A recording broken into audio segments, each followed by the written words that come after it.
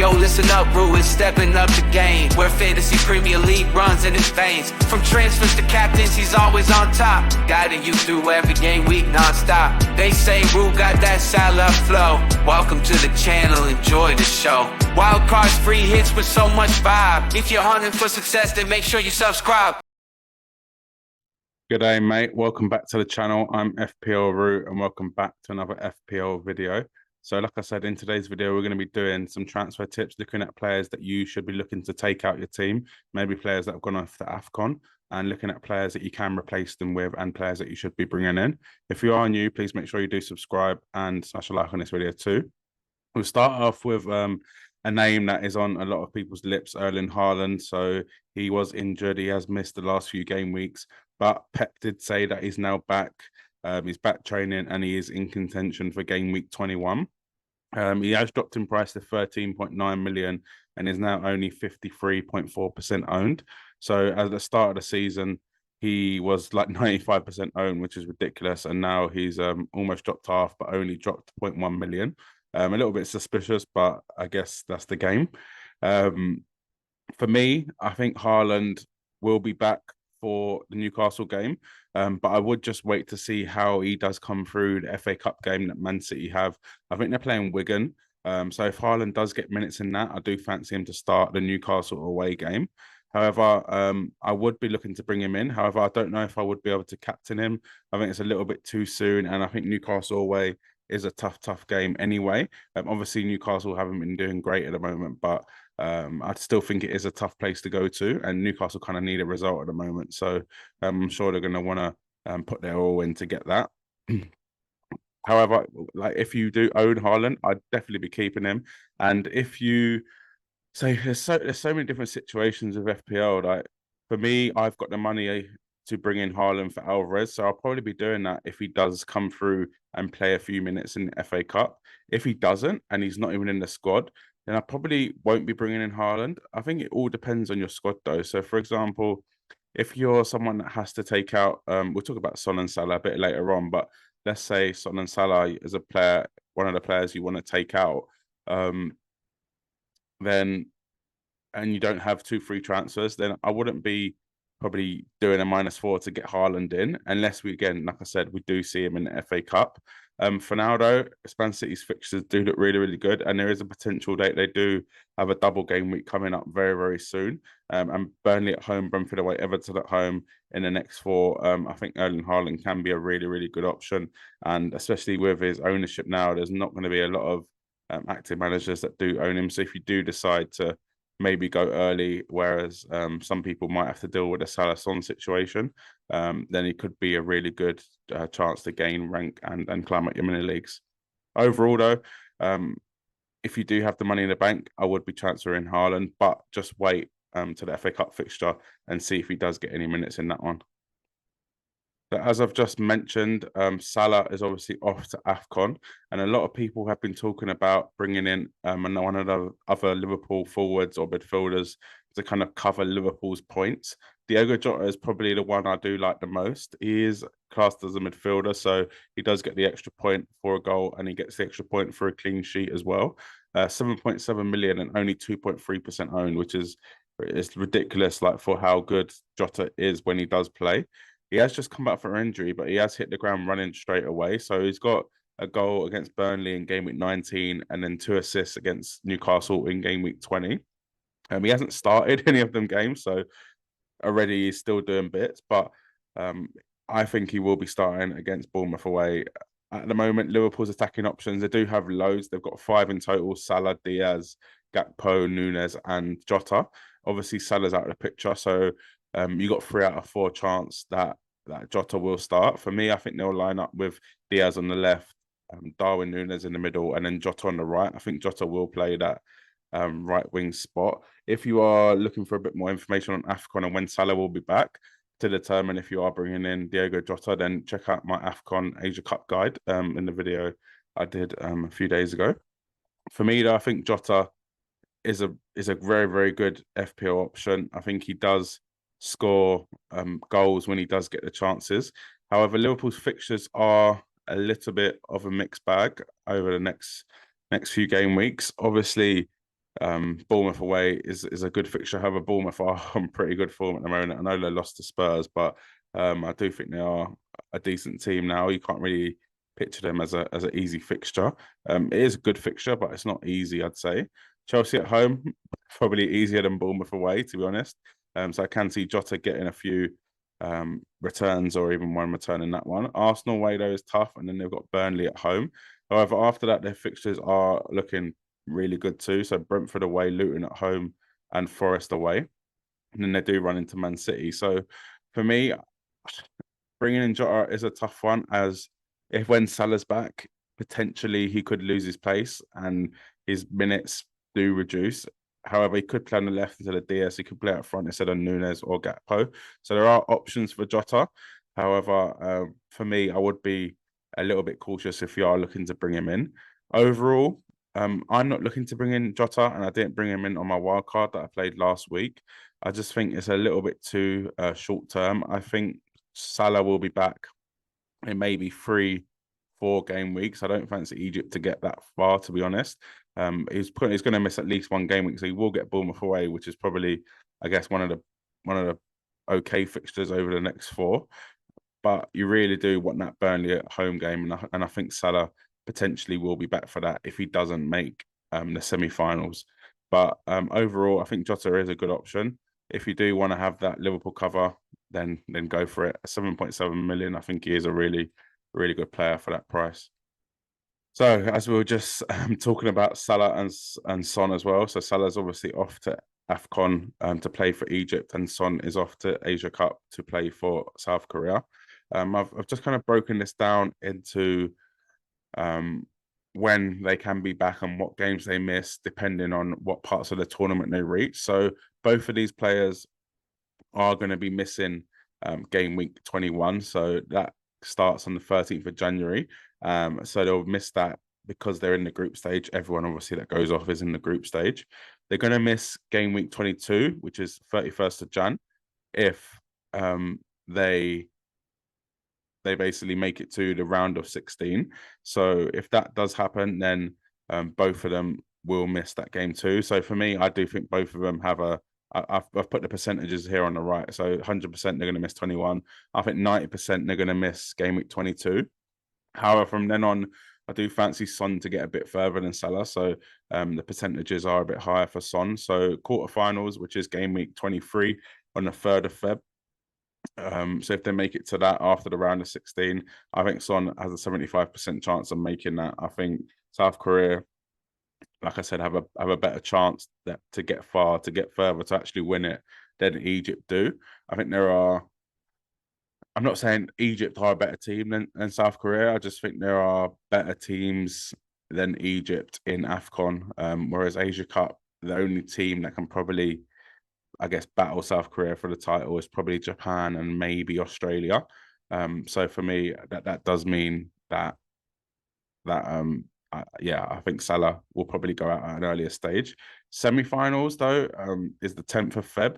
This one is a little bit tricky. It does depend on a few things. So with AFCON, they both have their semi-finals around the 10th, 11th of Feb.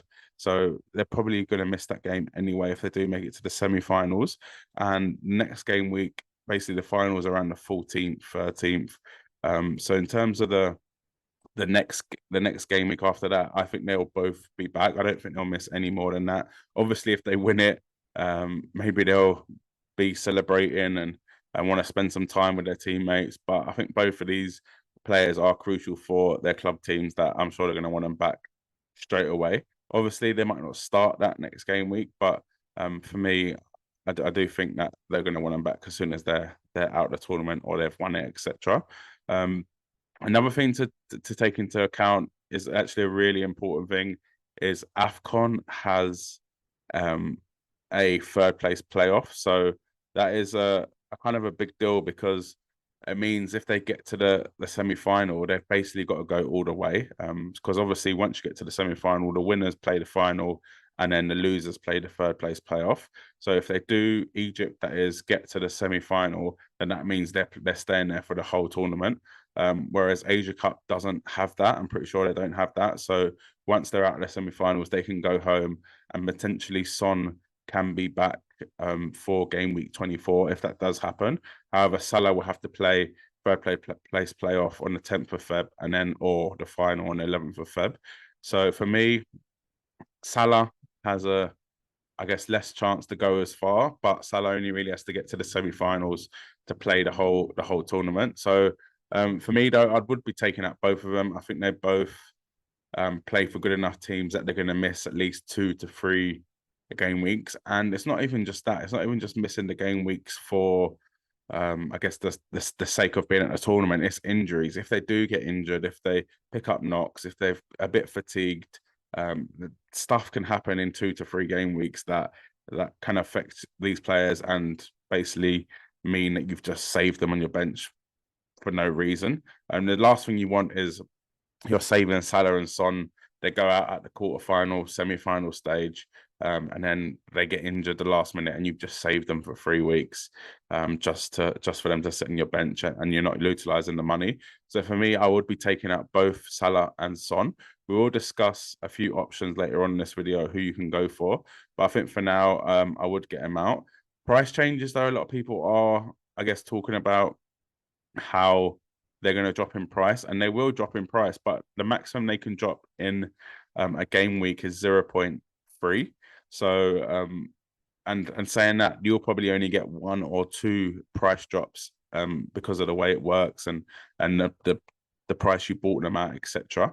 But for me, I would be taking them out. Obviously, I would be cautious of the FA Cup. There can be injuries. So your replacement might get injured in the FA Cup. So I would wait until the FA Cup is done. But I will talk about a few options now that you could replace Salah and Son with until they do come back from the Asia Cup. So KDB is back. He's back in training. He's back in contention for Manchester City. He's only played 22 minutes this season in the Premier League. He got injured straight away. Obviously, I don't know if anyone remembers, but he did get injured towards the end of last season. And for me, I thought it was rushed back. I couldn't actually believe that he did start that game when yeah, we thought he was going to be out for at least 6 months, and obviously that was the bad thing to do for Manchester City, as he has been injured now since the first game of the season. We all know how good KDB can be in FPL. 10.2 million, 3.8% owned, which is very, very cheap for KDB. And we know, like I said, what he can deliver. In previous seasons, in 22-23, he got I put joint goals and assists separate, because obviously they're different amount of points, especially for midfielders. Assists is 3 points and goals 5 points. So 7 goals, 18 assists last season. 21-22 was 15 goals, 8 assists. 2021 is 6 goals, 12 assists. 19-20 is 13 goals, 23 assists. Slow year in 18-19, where I think he was injured for a lot of it. 2 goals, 3 assists, and then he got 8 goals, 18 assists, 6 goals, 21 assists, 7 goals, 10 assists. Like, ridiculous. His numbers are ridiculous. Yes, it is tough with De Bruyne, because I feel like he's a player that you just have to own. You don't really know when his goals and assists are coming, but he does nicely tick along. And I think with Haaland being able to put away his chances, I think he can be a really good option. Now I guess they're both back from injury. And like I said with Haaland, though, the fixtures do look really, really good for City coming up. The only thing I'd be a bit wary of is whereas Haaland is coming back from a relatively short-term injury. He's only been gone. I know he's missed a lot of game weeks because of how close they are around Christmas time, but really he's only been injured for about 2 to 3 weeks, whereas De Bruyne has been injured for 2 to 3, well, more than that, 4 months he's been injured for. So I'm sure they're going to take it easy with him. So for now, I know a lot of people are rushing to bring in De Bruyne, especially as you have Salah-sized holes. You've got Son-sized holes in your team that you can just make the quick swap to.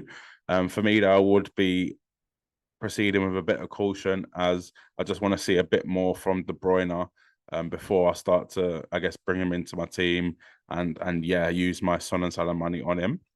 I think there are better options out there, to be honest. I think Bowen can be a really good option that lets you kind of save a bit of money on Salah and Son and then upgrade other positions.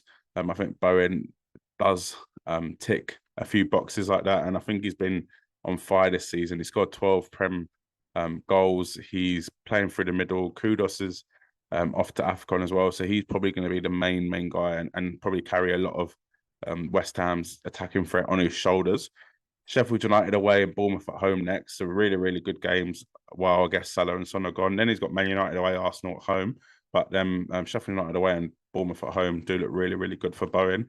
So probably looking at Bowen rather than someone like De Bruyne. If you already have Bowen, then obviously you can go for someone like Palmer. If you don't have Richarlison, I do like the look of. However, I would be a bit cautious because Spurs could actually blank in game week 26 if Chelsea do make it to the Carabao Cup final. They're playing Middlesbrough, which surely, I know that Chelsea have been shocking this season, but surely Chelsea will beat Middlesbrough.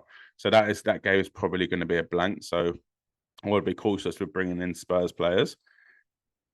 Another player you could go for maybe a Brennan Johnson, but again, Spurs players I'll just be a bit cautious with. Phil Foden, I do like the look of. I did mention him a few weeks ago. 7.8 million, 20.4% owned. He's been on fire, but who knows what's going to happen with De Bruyne coming back? Is that going to push for Phil Foden to a different position to maybe less minutes? Is Alvarez minutes going to drop because of that? But yeah, so Foden could be an option, and like I said, Jota as well that I've already mentioned in this video. So there are a few options out there. But De Bruyne, I'll probably wait and see how he gets going, how he kind of reacts to coming back after 4 months off injured. So next up is the Chelsea forward Christopher Nkunku, 7.4 million and 3.8% owned. So he's just come back from injury. So a lot of players just come back from injury in this list. And he's only started one game in the Prem since coming back, but he has got a goal in that time. He's come off the bench twice as well. So with him, I know a lot of people are eager to bring him in, eager to have him in their teams. How well he did with RB Leipzig, I can see why. Like, he is a baller. What we've seen in Germany, he's a baller. But again, I'll just be a bit cautious with him. Yes, a lot of people are saying that now Nicholas Jackson is off to AFCON with Senegal, that Nkunku would be playing up front. He'll be their kind of star striker. But Broja is also another option for Chelsea, and Chelsea can play there, who I guess is a bit more of a traditional number 9 and is a pure number 9, whereas Nkunku is more like a 9.5, 10, I'd say. Probably a 10, just a support striker rather than a full-on number 9. However, I still think he can be a good option. I just think Chelsea have quite a lot of options in there. Will they want to, I guess, rush and Nkunku back? I know he's played 3 games now, 2 off the bench, but would they want to rush to bring him back into their starting 11, play him every week? I just don't think they would. Chelsea as well, I think there are, like I said, better options out there. I think Cole Palmer, for a bit less, and he's down as a midfielder, is a much better option. However, Chelsea's fixtures do look good. So Fulham at home, Liverpool away, Wolves at home, Palace away. So some good games for Chelsea. And they have been, I guess, scoring a few goals recently. They scored 5 in their last 2 games. So is that down to Nkunku? Who knows? I doubt it. But I think Cole Palmer is the option. But if you did want to go for someone up front, Nkunku, for me, just doesn't scream secure minutes, doesn't scream starting every week. So I probably wouldn't bring him in. Armando Broja, you could argue that he's probably a little bit more secure. And with him being only 4.9 million, you could even argue that it doesn't really matter if he doesn't start, but he was probably going to come on. You don't really want a Chelsea forward coming on with 15 minutes to go, 20 minutes to go, 10 minutes to go. It's not like Alvarez that will come on and probably get a goal for you. So for me, I'd probably, again, wait and see with Nkunku. If you did want to go early, though, I don't hate it, but I think it is a wait and see. And not only wait and see in terms of how does he adapt to the Premier League, but wait and see in terms of his injury, wait and see in terms of does he even get in this Chelsea 11 at the moment with the amount of options they've got. They've got Modric, Madueke, Palmer, Sterling, Broja. Obviously, Nicholas Jackson's gone off to AFCON. So they have got a lot of options in kind of them forward positions. So for me, I'd probably just wait and see. However, obviously, if he is fit and he does start delivering, then he does become an option. But for now, I'll probably just wait and see with Nkunku. So the GOAT left back is back from injury. Only joking. But yeah, Purvis Estupinan, a player that I guess absolute cult hero for me last year. He did the business. He got assists, got goals, even clean sheets back then. But for me, this season, he obviously started the season so well. He managed to get 3 attacking returns in his first 2 game weeks. His 2 goals, 3 assists so far this season. And since he's come back, he's actually been performing. It was Brighton's first clean sheet of the season, though, in game week 20, which is not ideal for a defender. But we've seen him how attacking he is. I think he can be a really, really good option for certain teams, if that makes sense. So 4.9 million, 19.8% owned, with Wolves at home, Luton away, Palace away. I think he could be a really good option for the next 3.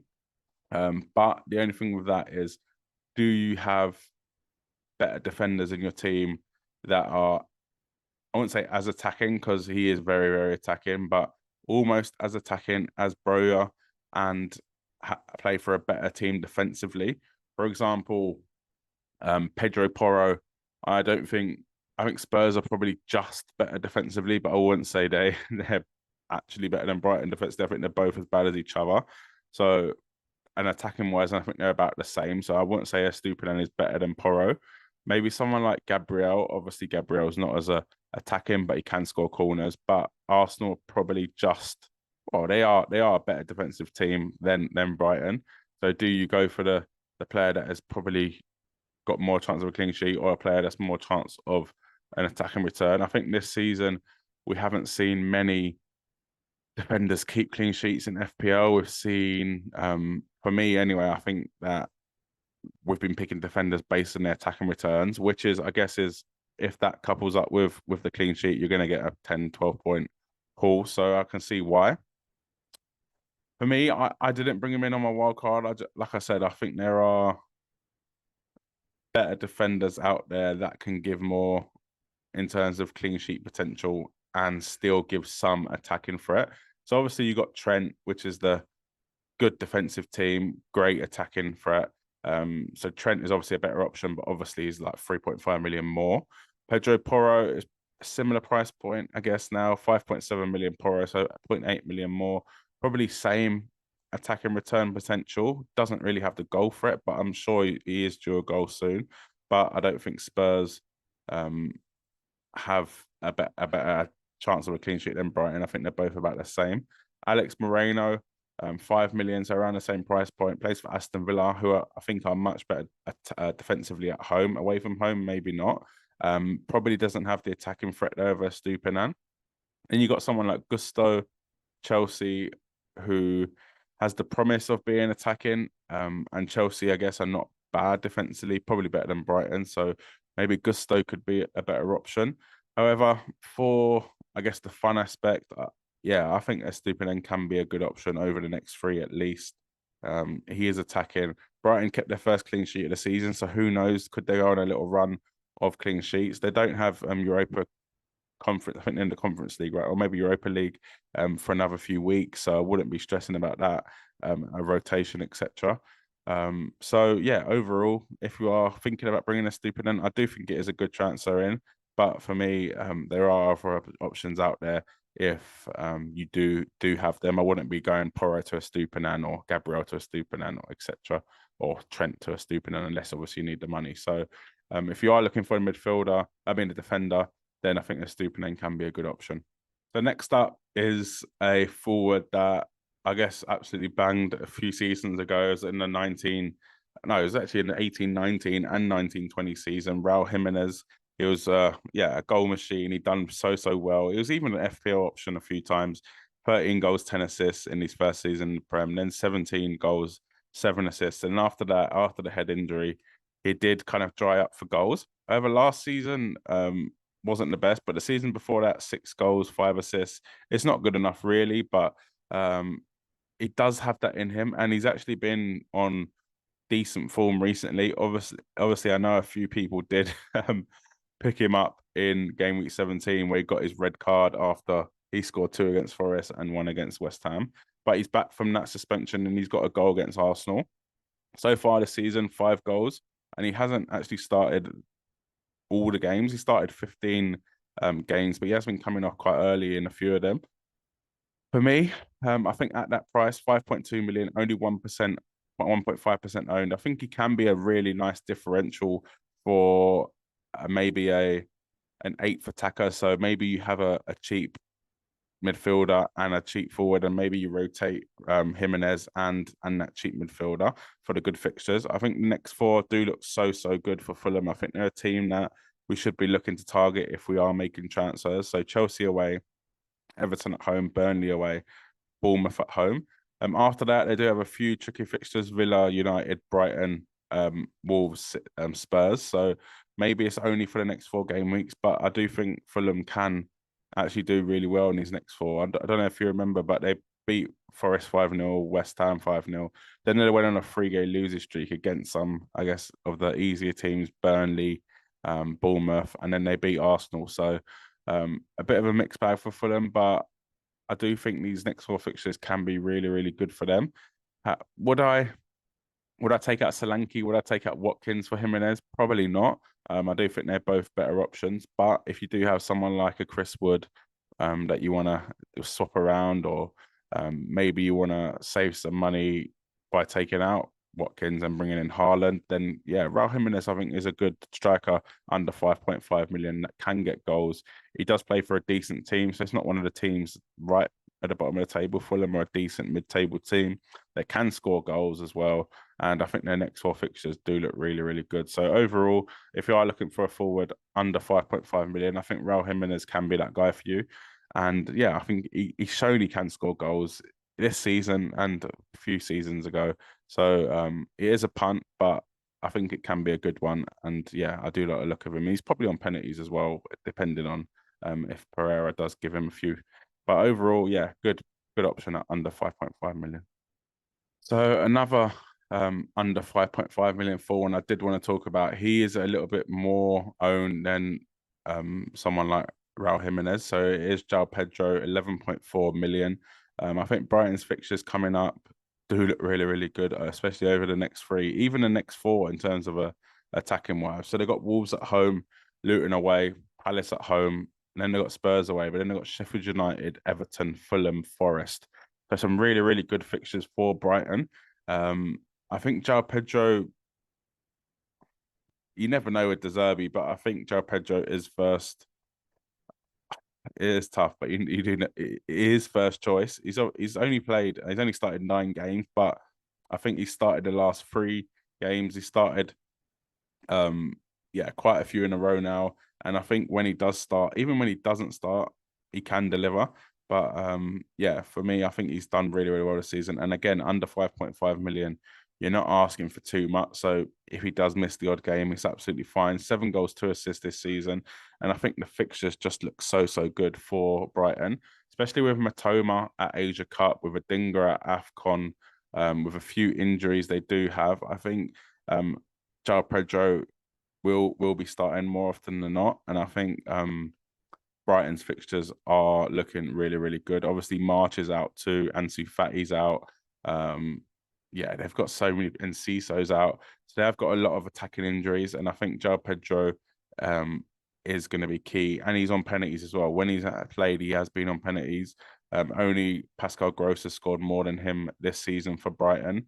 For me, under 5.5 million, I do think he's a really good option. Do I think he's better than Jimenez? I'd say just, because I think Brighton are a more attacking team than Fulham. However, I think Jimenez is nailed. Whereas João Pedro, I think 90% chance he's going to start, and especially now that AFCON and Asia Cup are going on, where they're missing their 2 wide players. So I think he's got more of a chance of starting in that kind of front line. And with Brighton's fixtures, I think you can keep him for a few games too, and he's guaranteed to be on penalties. So yeah, I do think he's better than Raul Jimenez. However, it is very close. So if you are looking to kind of downgrade a player in order to maybe get back Haaland, in order to upgrade some other positions, then I think João Pedro can be a player that you do start most weeks, even against Spurs away. I think Spurs is defense is nothing to be, I guess, worried about, and I would probably start attacker against them. So yeah, for me, a little bit better than Raul Jimenez, but there's not much between them. So next up is a player that I have spoke about earlier on in the season. So it is Anthony Robinson. So the Fulham defender. He has been very, very attacking this season. 3 assists. He is only 1.5% owned, 4.4 million. And I think with fixtures, with Fulham's next 4 fixtures, I think he can be a really, really good option to have on the bench, to have to play. And I do, yeah, really, really want to target Fulham's fixtures. So, like I said, Chelsea away. Who knows what Chelsea are going to turn up? But I do fancy Fulham to actually get a result in that one, to be honest. Everton at home, Burnley away, Bournemouth at home. So really, really good fixtures over the next 4. Fulham defensively, I guess they haven't been amazing, but I don't think any team has been this season. They can keep clean sheets. They have kept a few clean sheets. Leno has actually been one of the highest scoring goalkeepers all season, to be honest. So that just goes to show how many clean sheets he does keep. So he's the 4th highest goalkeeper this season, behind Onana, Areola, and Alisson. So yeah, for me, I think Fulham are decent defensively, but I think Robertson's attacking threat is going a little bit under the radar, as he's only got 3 assists. But I think, yeah, these next 4 fixtures can be really, really good for Fulham players, which is why I've recommended Raul Jimenez and Robertson. So if you are looking for a defender under 4.5 million, I don't think you can go wrong with someone like Robinson. You could argue Gusto. Chelsea is probably a better option and a little bit more attacking, but there's always threat with Chelsea that they do play a centre back on the right. They do mix things up. I do think Gusto is probably nailed, but there is always a risk. And when Reece James ever does come back from injury, probably not. But yeah, so probably Gusto's just better, but I do like the look of Fulham's next 4 fixtures. So I am trying to target that with these transfer tips. If you have liked this video, please make sure you do like it. Leave a comment below as well. Do you agree with these transfer tips? Do you have any transfer tips, and what transfers are you looking to make this game week? Please do subscribe, as we're trying to hit 2K before the end of the season. So 900 away. Yeah, please do keep supporting. I really do appreciate it. And yeah, good luck for the game week.